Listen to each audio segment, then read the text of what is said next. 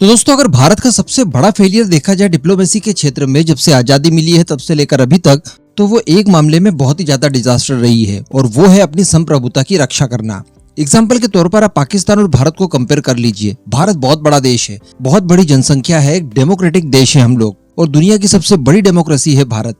तो ऑब्वियसली भारत की soft power दुनिया के ऊपर ज्यादा होनी चाहिए एज कम्पेयर टू पाकिस्तान। लेकिन इसके बावजूद हम लोग फेल रहे पीओके को अपना हिस्सा घोषित करवाने के लिए। दुनिया के मैक्सिमम देश आज पीओके को पाकिस्तान का हिस्सा बताते हैं और भारत के मैप में उसे रिकॉग्नाइज नहीं करते।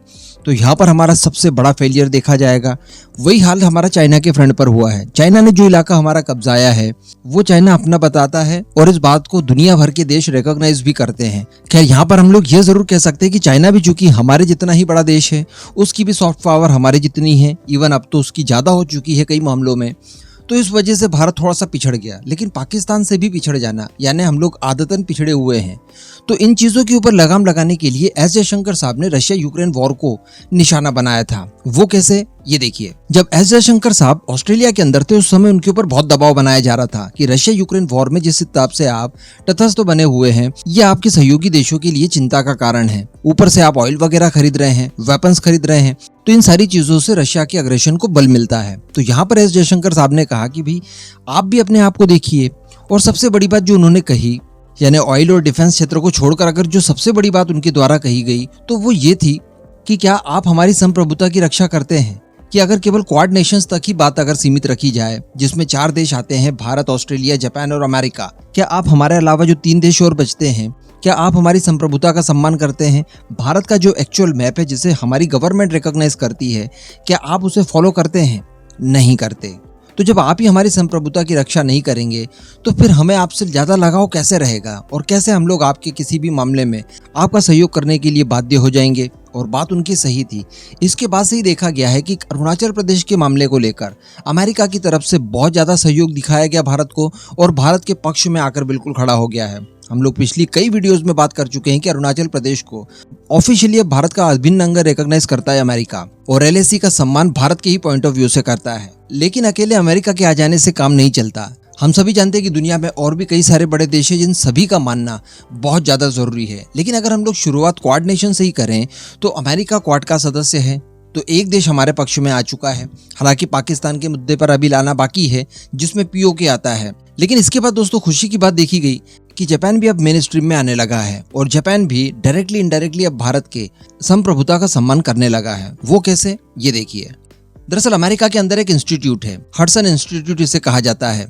काफी जाना माना इंस्टीट्यूट है और 1961 से ही ये कार्यरत है। तो इसी के अंदर दरअसल एक जापानीज फेलो हैं जिनका नाम है सटोरू नागाओ। इन्होंने दरअसल एक इंटरव्यू के दौरान भारत के पक्ष में बहुत बड़ी बड़ी बातें कही, और भारत के पक्ष में जो बातें इन्होंने कही और जिन शब्दों का इस्तेमाल किया वो जानना बहुत जरूरी है। इन्होंने जो सबसे बड़ी बात कही वो ये है कि भारत का पड़ोसी यानी चाइना लगातार अपनी सीमा का विस्तार करने की प्लानिंग कर रहा है, एक विस्तारवादी सोच रखता है जो कि चीजें काफी खतरनाक बना देता है। तो यहाँ पर भारत को चाइना से निपटने के लिए अपनी रणनीति को तैयार करना होगा। इसके आगे सटोरू नागाओ ने यह भी कहा कि चूंकि चीन के द्वारा देखा गया है कि भारत की टेरिटरीज का नाम चेंज कर दिया गया, जैसे अरुणाचल प्रदेश में रिसेंटली 11 जगहों का नाम चाइना द्वारा चेंज किया गया, तो इसके पीछे का कारण उन्होंने बताया कि चूंकि चाइना इस क्षेत्र को अपना मानता है और इसी वजह से वो नाम चेंज कर सकता है, ये अधिकार उसका है, ऐसा चाइना का मानना है, जो कि बहुत ही ज्यादा खतरनाक स्थिति ला सकता है। आगे उन्होंने कहा कि इन सारी परिस्थितियों के लिए जापान भारत को समर्थन करता है और चाइना की विस्तारवादी नीति से निपटने के लिए भारत को आगाह करना चाहता है कि भारत पूरी तरह से तैयार रहे। इसके आगे इन्होंने कहा कि चाइना जापान के भी इलाके पर अपना दावा करता है और ये सारी चीजें इंटरनेशनल कानूनों के हिसाब से बिल्कुल इनलीगल होनी चाहिए। एग्जाम्पल के तौर पर इन्होंने बताया कि जापान जिस आइलैंड को सेनकाकू कहता है, चाइना ने उसका नाम दियाओऊ कर दिया है। इसके आगे वो पाकिस्तान तक भी पहुंचे। इनका ये कहना है कि चूंकि चाइना का एकमात्र जल मार्ग जो कि व्यापारिक है वो चाहता है स्टेट ऑफ मलक्का से होकर, और यहाँ पर भारत की प्रेजेंस बड़े पैमाने पर है। भारत की फोर्सेस अंडमान और निकोबार आइलैंड्स पर डटी बैठी रहती है। तो ऐसी परिस्थिति किसी समय आ सकती है जब भारत द्वारा इस मार्ग को चाइना के लिए पूरी तरह से बंद किया जा सकता है और ये चाइना के लिए काफी ज्यादा खतरनाक हो सकता है। यही एक कारण रहा है कि चाइना ने एक वैकल्पिक रूट ढूंढने की कोशिश की है जो कि पाकिस्तान द्वारा कब्जा किए गए कश्मीर वाले इलाके से होकर जाती है। यानी उन्होंने पीओके को भी पीओके ही यहाँ पर कहा है।